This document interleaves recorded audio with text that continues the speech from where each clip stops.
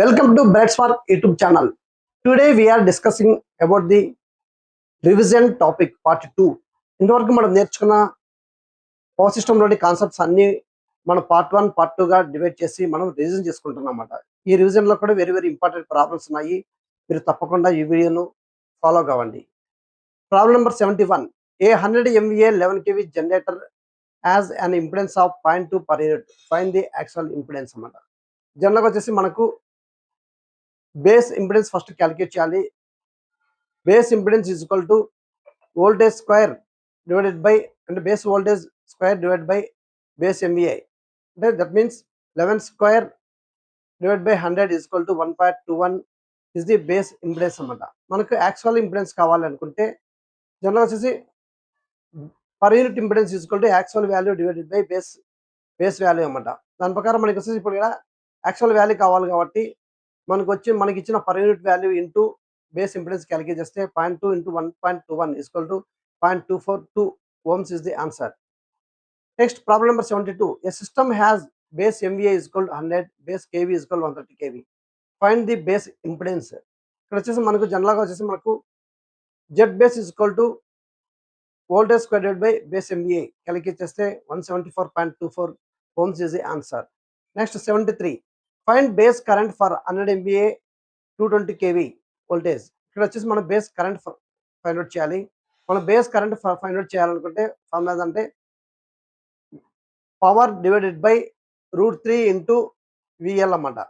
ఆ ఫార్ములా ప్రకారం మనం ఇక్కడ సబ్మిట్ చేస్తే 262.4 amps is the answer. Next, 74 problem. Actual impedance is 20 ohms. Base impedance is 100 ohms. Find the per unit impedance. జనరల్గా per unit impedance formula ఏంటంటే actual value divide by base value. Here is 20 divided by 100 is equal to 0.2 ohms. 0.2 per unit is the answer. 75. A transformer has reactance 10%. Find the per unit reactance. మనకు వచ్చింది actual reactance వచ్చేసి 10% ఇచ్చారు. దాన్ని per యూనిట్లో convert చేయాలంటే 10 divided by 100 is equal to 0.1 per unit is the answer. Problem number 76. Convert 0.2 per unit from 100 MVA base to the 200 base MVA. Voltage base remains unchanged. ఇక్కడ వచ్చేసి మనకు 100 MVAకి వచ్చేసి 0.2 ఇచ్చారు, 200కి వచ్చేసి ఎంత అని అడిగారు అనమాట. ఇప్పుడు వచ్చేసి మనము క్రాస్ మల్టిప్లికేషన్ చేస్తే 0.2 ఇంటూ 200 డివైడ్ బై 100 చేస్తే 0.4 per unit is the answer. కానీ ఇంకో విధంగా ఇంకో ఫార్ములా ఏంటంటే ఇక్కడ వచ్చేసి Z new is equal to Z old into S new divide by S old into V old divide by V new whole square ఆ formula ఉంది. ఆ ఫార్ములా ప్రకారం ఇక్కడ వోల్టేజ్ కాన్స్టెంట్ అనుకుంటే అలా సబ్మిట్ చేసినా కూడా ఇక్కడ ఆన్సర్ వస్తుంది అన్నమాట. 77. Convert 0.4 per unit on 200 MVA base to 100 MVA base. ఇక్కడ కూడా అంతే 200కి 0.4 ఇచ్చారు, 100కి ఎంత అని అడిగారు అనమాట. ఇక్కడ కూడా వచ్చేసి క్రాస్ మల్టిప్లై చేసినా ఆన్సర్ వస్తుంది, లేకుంటే ఆ ఫార్ములా సబ్మిట్ చేసినా కూడా ఆన్సర్ వస్తుంది అనమాట. Just 0.2 per unit is the answer. 78. A transformer is rated 220/11 kV.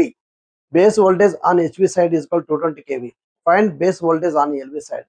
Here in transformer base voltage follows the turns ratio, that is the 220/11 kV. Here therefore LV base is 11 kV is the answer.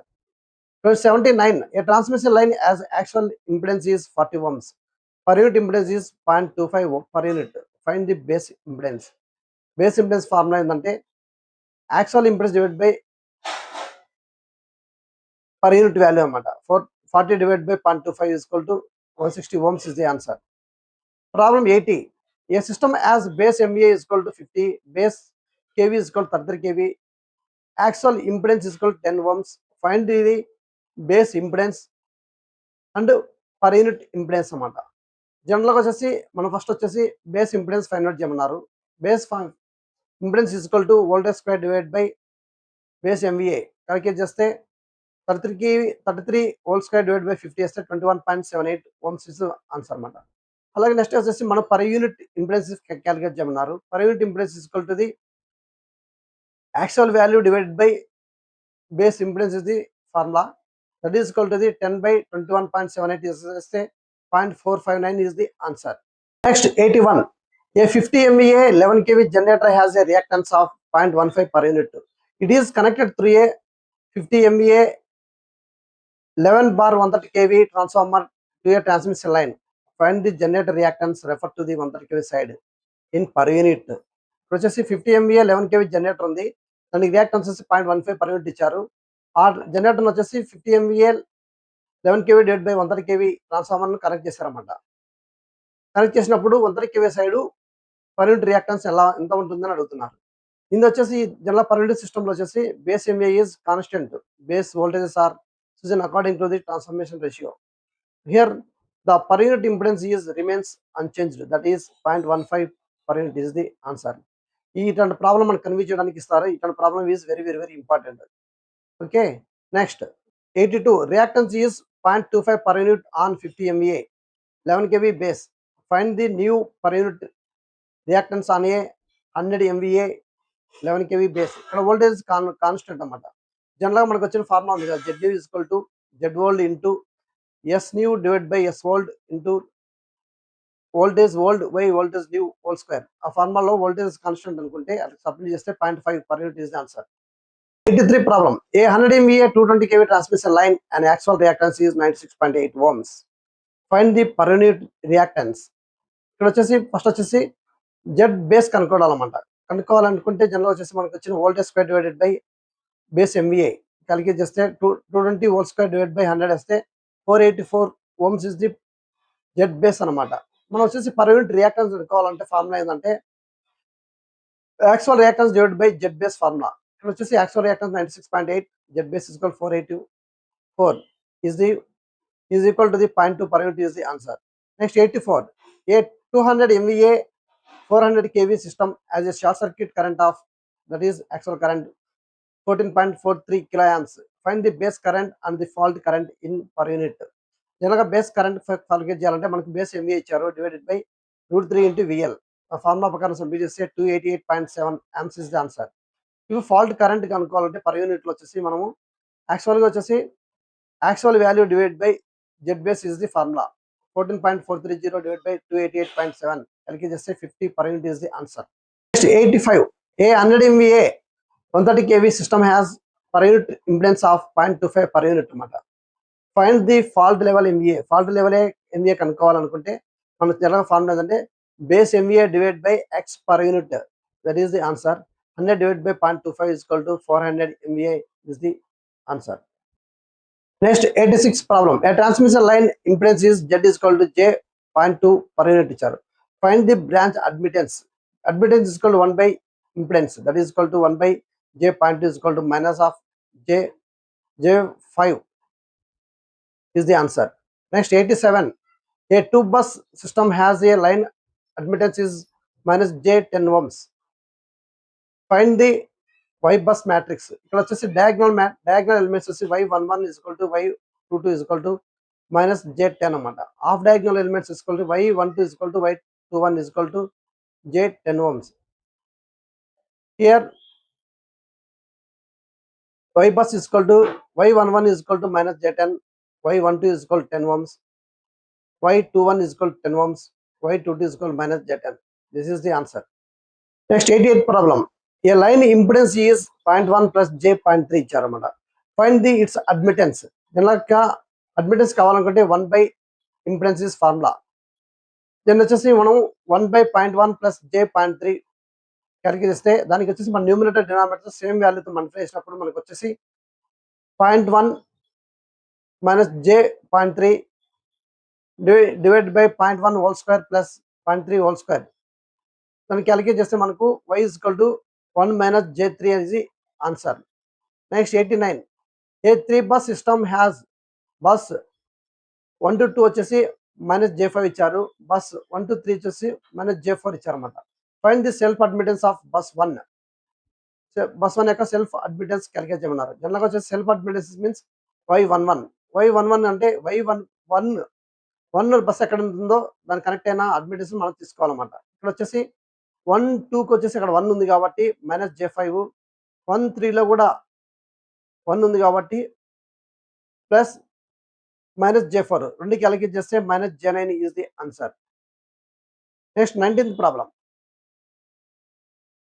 A 3 bus system has A bus 1 to 2 వచ్చేసి minus J8 ఇచ్చారు, bus 2 to 3 వచ్చేసి -J4 ఇచ్చారు. Find the self admittance of bus 2. ఇక్కడ bus same అనమాట.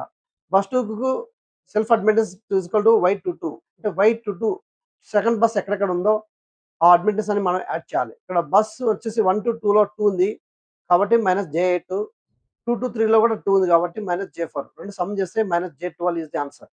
21 given bus is equal to 4 -2 -2 4 అనే matrix ఇచ్చారు. Find the determinant కనుక్కోవాలంటే ABCD అనుకుంటే AD - BC is the formula.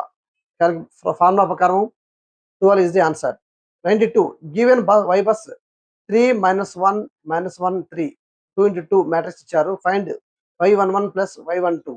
Y11 is the 3, Y22 is equal to 3. రెండు sum చేస్తే 6 is the answer. Problem 93. A branch has impedance is called J.25. Find the branch admittance. మన branch admittance కావాలంటే 1 by branch impedance చేస్తే మనకు answer వస్తుంది. దాని ప్రకారం వచ్చేసి -J4 is answer. 94. Find the off diagonal element if branch admittance is -6. Branch admittance -6 ఇచ్చారు. Off diagonal కనుక్కోమన్నారు. జనరల్గా వచ్చేసి మనం ఆఫ్ డయాగ్నల్ కనుక్కోవాలనుకుంటే minus off branch admittance formula అన్నమాట. ఇది వచ్చేసి -(-) -J6 J6 is the answer. Next problem 95. A system has a line 1 to 2 మధ్యలో వచ్చేసి J.4 ఇచ్చారు. లైన్ 1 to 3 మధ్యలో వచ్చేసి J.5 ఇచ్చారు. Find the self admittance at bus 1 is equal to. First వచ్చేసి calculate the branch admittance. Branch admittance calculate చేయాలంటే Y12 is equal to 1 by J.4 అంటే మనకు వచ్చేసి ఇంపిడెన్స్ ఇచ్చారు. Admittance calculate 1 by impedance is equal to -J2.5 అనమాట. Y13 is equal to మనకు వచ్చేసి 1 by J.5. మనకు 1 by J.5 is the Y13 is equal to 1 by impedance, that is equal to 1 by J.5, that is equal to -J2 వస్తుంది అన్నమాట. మనం Y11 కావాలనుకుంటే ఆ Y11 bus ఎక్కడెక్కడ కనెక్ట్ ఉందో 1 to 2 మధ్యలో వచ్చేసి J.4 ఉంది. అంటే ఒక సిస్టంలో వచ్చేసి 1 కనెక్ట్ అయింది, బస్ 1 కనెక్ట్ అయింది కాబట్టి. అలాగే 13లో కూడా 1 బస్ కనెక్ట్ అయింది J.5. రెండు సమ్ చేస్తే వచ్చేసి మనకు -J4.5 is the answer. Next, problem 96. A 2 bus system has line impedance is Z is equal to J.5 per unit. Find the branch admittance Y bus matrix. ఇప్పుడు వచ్చేసి మనకి impedance ఇచ్చారు, మనం బ్రాంచ్ అడ్మిటెన్స్ కనుక్కోవాలన్నమాట. ఇప్పుడు జనరల్గా వచ్చేసి మనకు admittance equal 1 by impedance is the formula. దాని ప్రకారం వచ్చి -J2 వస్తుంది. మనకు వచ్చేసి ఆఫ్ డయాగ్నల్ ఎలిమెంట్స్ కనుక్కోవాలంటే minus off admittance equal to calculation -(-) J2 = 2 అనమాట. ఆ విధంగా వచ్చేసి మనకు Y11 వచ్చి ఒకటే బస్ ఉంది కాబట్టి ఇప్పుడు వచ్చేసి -J2నే ఆన్సర్ అనమాట. ఒక బస్ ఉంది కాబట్టి -J2 J2 J2 -J2 is the Y bus matrix అన్నమాట. ఇక్కడ బ్రాంచ్ అడ్మిటెన్స్ ఈక్వల్ టు మనకు బ్రాంచ్ అడ్మిటెన్స్ అడిగి కాబట్టి -J2 per unit is the answer. 97. A bus is connected to a 3 branches having admittance వస్తుంది అనమాట. -J3 -J4 -J5 ఇచ్చారు.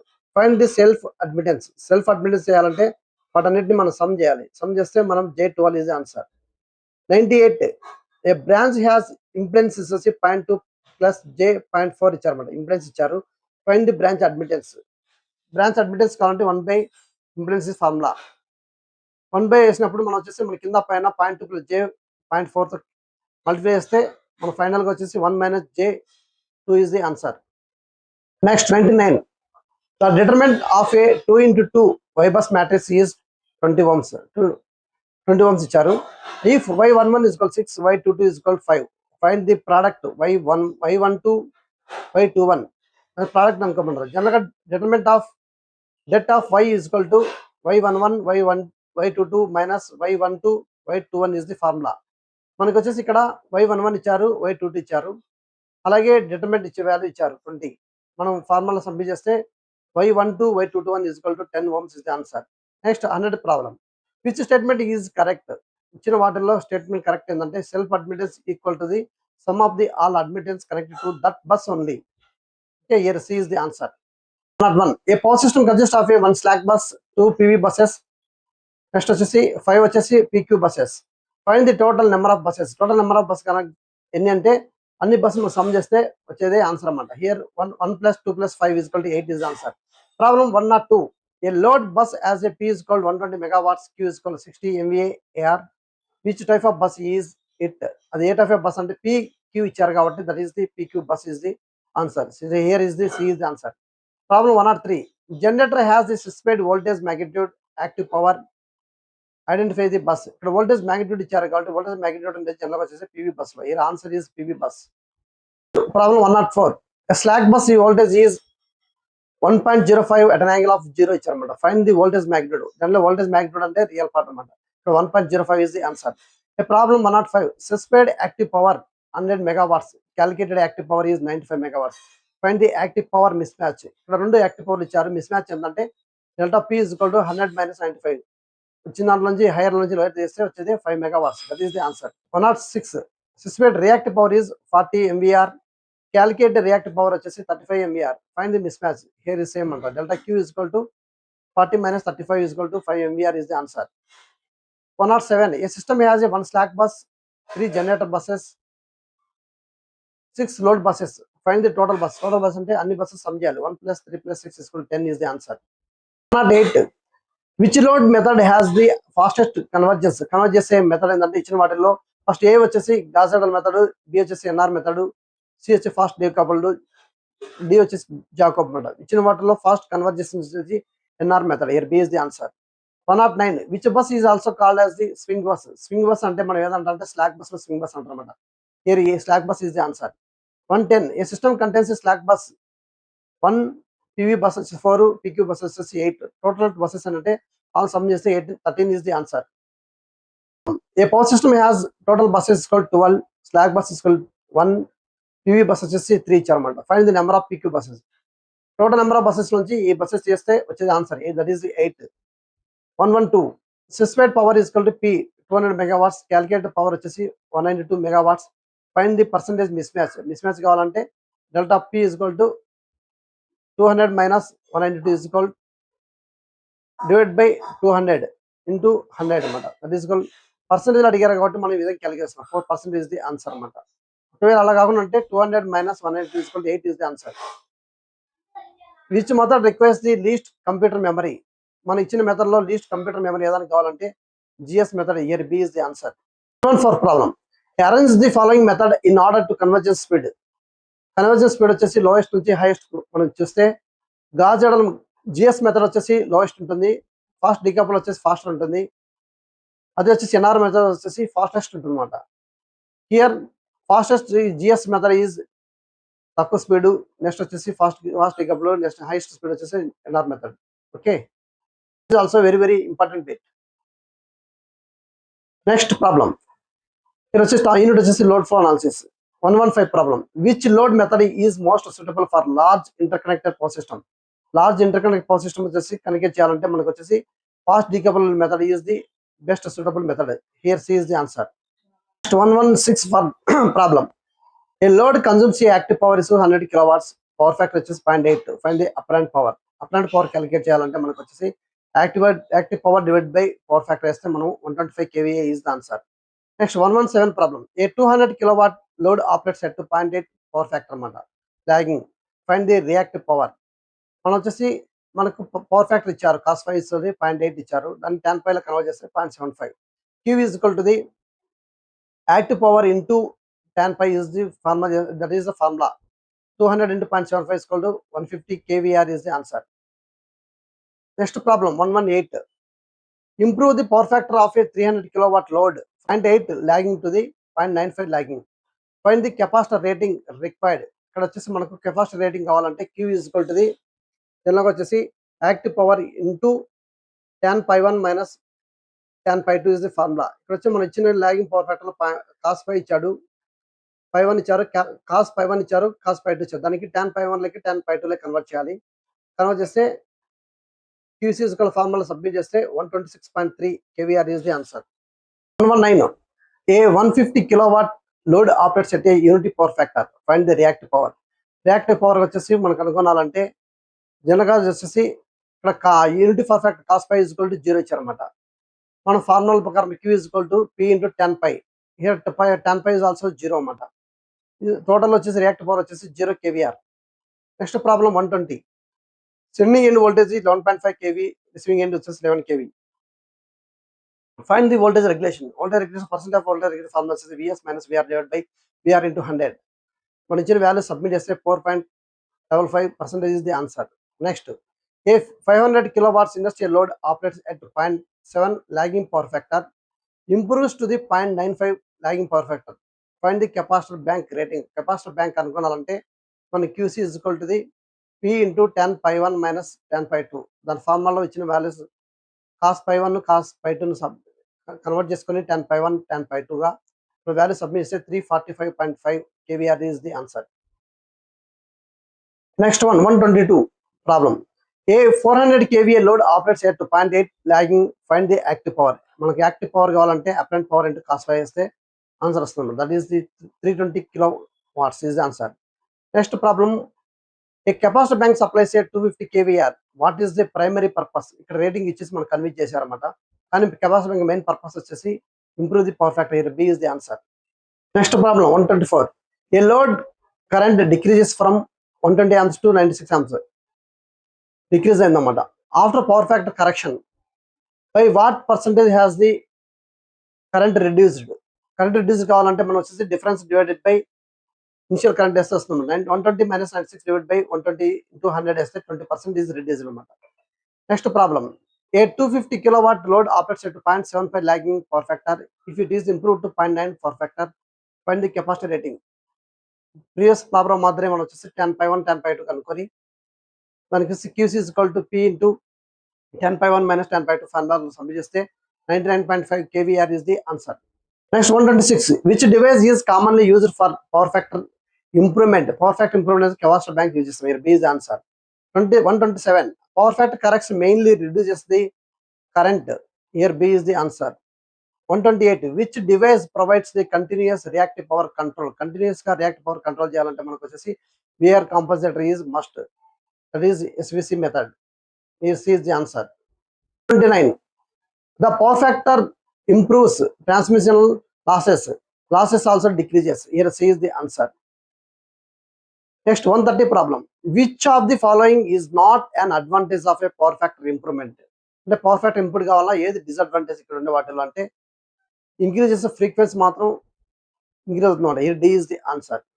Next, 131. Generator fuel cost is F is equal to 500 plus 5P plus 0.01 P square ఇచ్చారన్నమాట. Find the incremental fuel cost at P is equal to 100 megawatts. ఇక్కడ వచ్చేసి differentiation చేయాలి. DF by DP difference చేస్తే మనకు P value ఇచ్చారన్నమాట. ఆ value submit చేస్తే మనకు 7 rupees per megawatt is the answer.